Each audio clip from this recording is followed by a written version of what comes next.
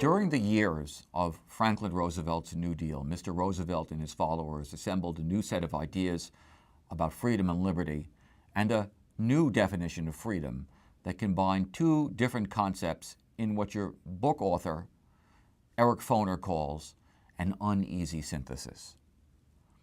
That definition of freedom would emphasize the role of the state in helping Americans through economic emergencies like the Great Depression, while at the same time respecting the rights of Americans to privacy and free expression, and the right to make individual choices about how they live their lives, free from the interference of the state.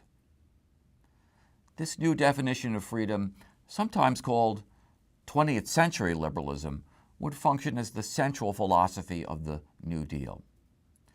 At this point, it should be noted that the Great Depression was a worldwide phenomenon, but it hit the United States harder than almost anywhere else. Why? The old adage that the bigger they come, the harder they fall applies here. The U.S.'s vast, sprawling, free market economy and mostly unregulated financial system had bubbled, so to speak, so far beyond the ability of its consumers' economy to support it. Thus, its unprecedented crash was inevitable. Other countries reacted differently to the Depression. Britain and France maintained conservative governments that did little to help the population. In Germany, Adolf Hitler established himself as a brutal dictator and set the stage for the monstrous catastrophe that we remember as the Holocaust. In the Soviet Union, Joseph Stalin imposed a series of 5-year plans that industrialized the USSR at enormous social cost. The USSR's collectivization of agriculture in Ukraine alone cost 5 million lives in the early 1930s. How was the New Deal different? FDR saw the New Deal not as a revolutionary program, but as a way to guide the United States past radical and very conservative alternatives. The American right, largely led by conservative corporate leaders, wanted FDR to do nothing.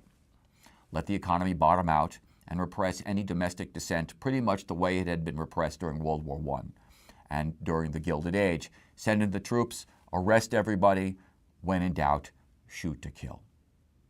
The left, largely led by the American Communist Party, wanted to go the revolutionary route, to literally create the Union of Soviet Socialist United States of America, something along those lines. FDR wanted to steer America past both those options, if you want to call them options, preserving both capitalism and our democracy by creating a regulatory state that could either prevent harsh economic storms or at least navigate the people of the United States through them. That was the philosophy behind the New Deal. The New Deal did not end the Great Depression, and some of its programs were not very successful, but it got the United States through the Great Depression. So let's go through the New Deal's most important accomplishments to get a sense of how it worked in practice, not just in theory. The first thing FDR had to confront was a banking system that was really on the verge of collapse. Lots of commercial banks had invested not in individual companies by lending them money, but in the stock market. Basically, lots of banks had become speculators. So when the stock market crashed, they crashed, and the depositors were on the verge of losing their savings. So lots of depositors were swarming the banks, trying to get their money out before another crash, and this caused even more banks to crash. In response, FDR got Congress to pass the Emergency Banking Act. It declared a bank holiday, basically closed down the nation's banks. Then the government used Herbert Hoover's Reconstruction Finance Corporation, which we talked about in our last lecture, to bail out the banks that were in the deepest trouble, and they were reopened about a week later. Then Congress passed a law which forbade commercial banks from buying or selling stocks. The act also set up the Federal Deposit Insurance Corporation, which insures your individual savings account up to a certain amount of money if your bank goes belly up. Next, Congress enacted a series of measures basically designed to bail out not banks, but the people of the United States themselves. The first of these was a Federal Emergency Relief Administration, or FERA as it was often called, that made direct federal grants to local relief agencies so that people would literally have food and shelter and some rudimentary medical care. The second was the Civilian Conservation Corps, which dealt with the fact that there were millions of children who had been cut loose from their homes, wandering around the country, often riding the railroads, so to speak, in search of work. The Civilian Conservation Corps, or CCC as it was often called, put them to work planting trees, floodgates, national parks, and wildlife preserves. It hired 3 million kids by 1942 when it was retired by the government. Government officials had noted by then that most Americans did not want just to get bailout money, just getting relief money. They wanted a job. So FDR created the Public Works Administration and gave it an appropriation of $3.3 billion, and it contracted with private construction companies and put millions of Americans to work building roads and hospitals and highways. The PWA was so popular that Congress then enacted the Civil Works Agency, in which the government directly hired 4 million people to build government structures like courthouses, schools, airports, and libraries, including my local library in San Francisco, which serves my neighborhood to this day. Perhaps the most ambitious government works program, public works program, was the Tennessee Valley Authority, which dealt with the huge market failure of the Gilded Age, the inability of electric power companies to provide electricity to rural America. Rural electricity required too much infrastructure spread out to too much of the countryside to be profitable, so large portions of rural America, especially the South, remained in the dark, so to speak, or had access to electricity services that they really could not afford.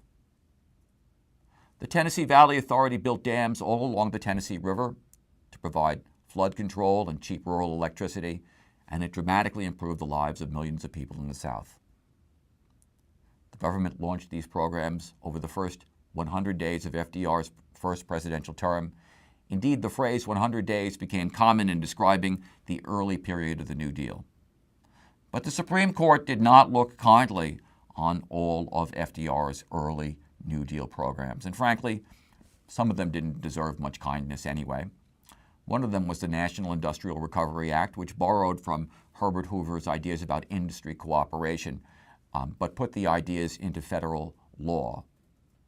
Basically, the law encouraged different industries to come together to establish basic standards for production and working conditions.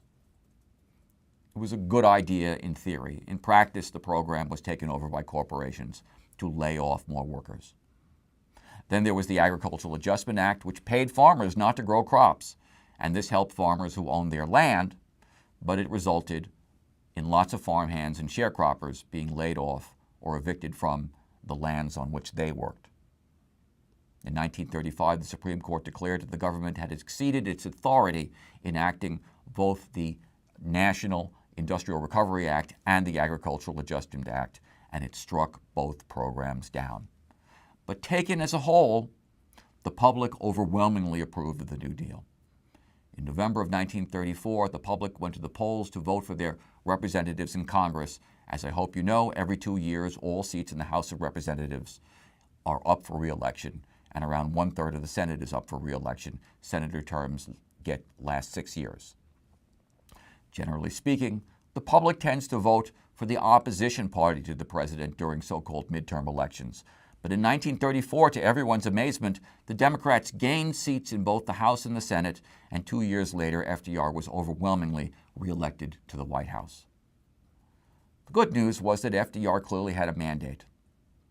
The more complicated news was that a large portion of the American population wanted him to go much further with the New Deal into far more radical territory. Communists and others wanted him to nationalize industries and banks. So did a demagogic Catholic priest named Father John Coughlin, who had a very influential national radio show in the 1930s. The governor of Louisiana, Huey Long, was running on a presidential platform called Every Man a King, in which the government would confiscate all fortunes over $1 million and redistribute the money to the rest of the population.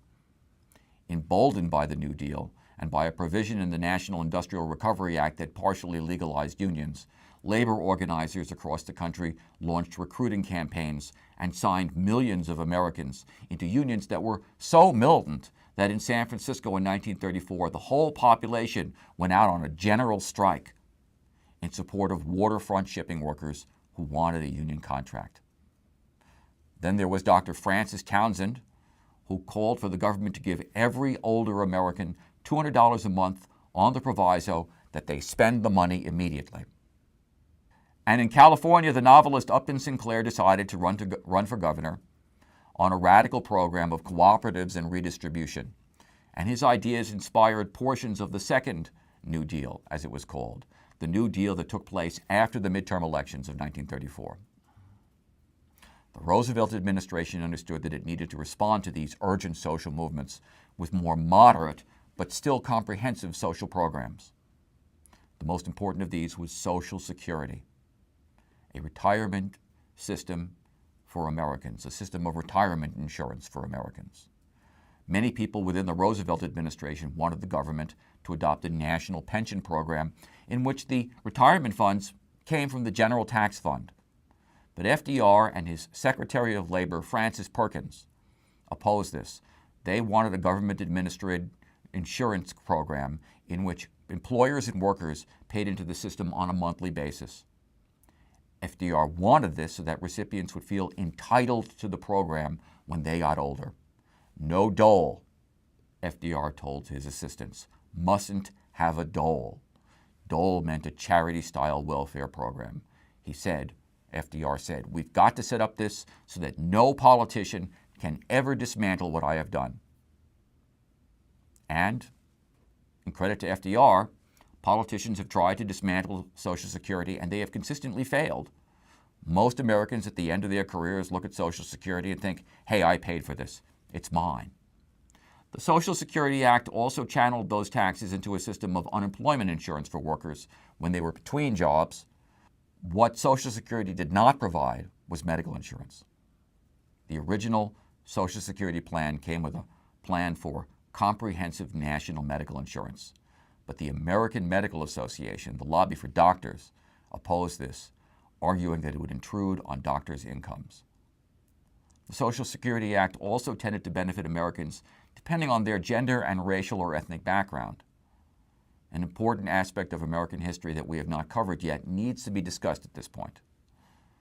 During the early years of the 20th century, something called Jim Crow segregation became the norm throughout the American South and much of the rest of the United States. The separation of white and non-white peoples in public places like railroads, restaurants, and schools. In addition, most southern states disenfranchised most black voters from the years 1890 through 1910.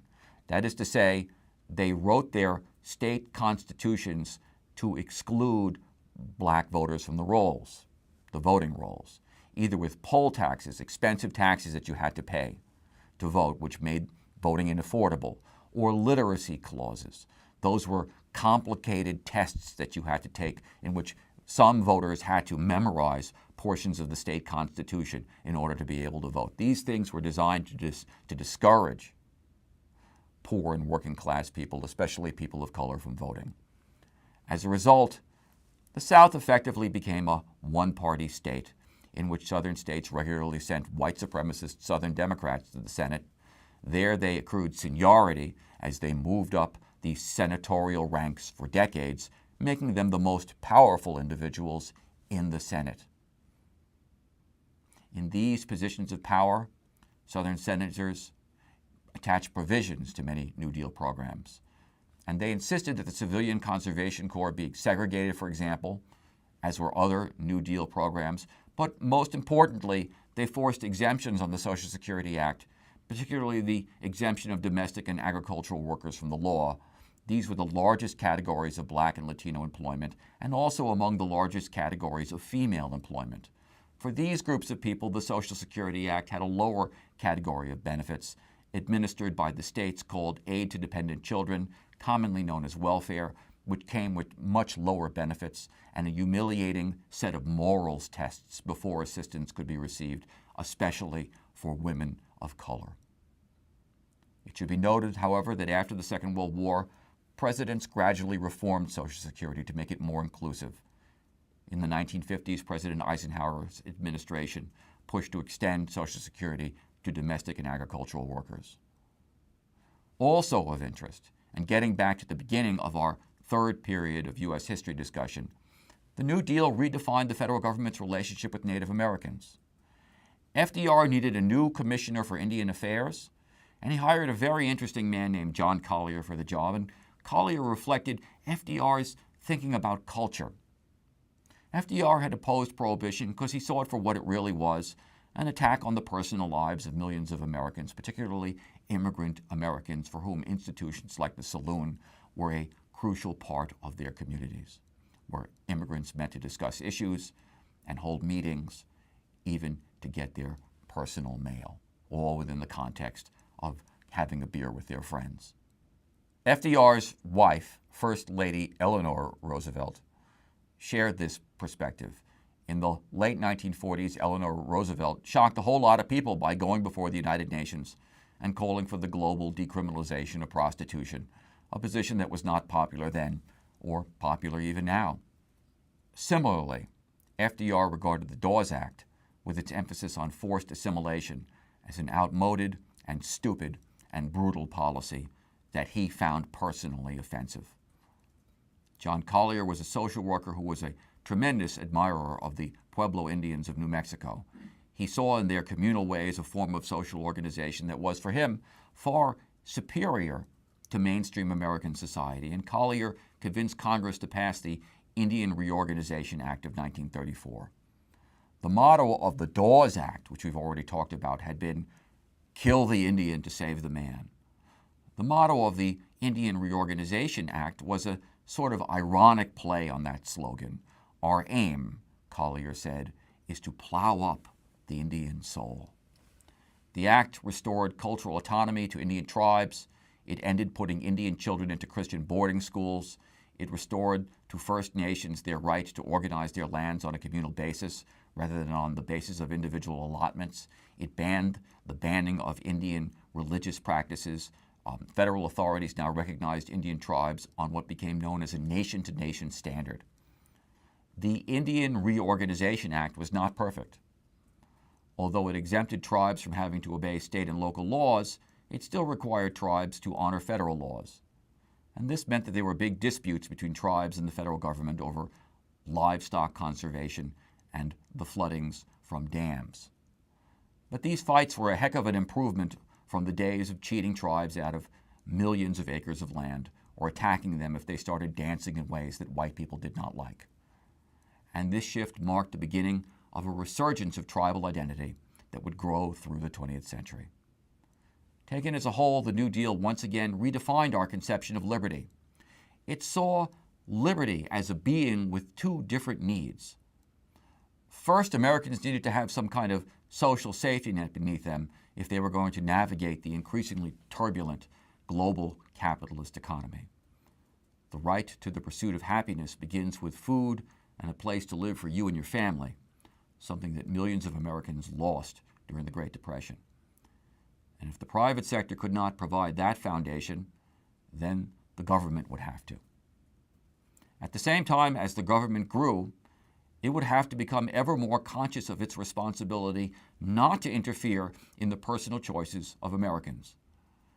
The choice to drink alcohol, or to disagree with a government policy, or to live on land communally, as did one's ancestors. In a very real sense, this is a return to John Locke's ideas about government. FDR saw government as more important than ever. But because the government's role had gotten bigger, he also saw rights for Americans as more important than ever. Two successive presidents basically agreed with Roosevelt about this, Harry Truman and Dwight Eisenhower, and as a result, they appointed some of the most important civil libertarians of the 20th century to the Supreme Court.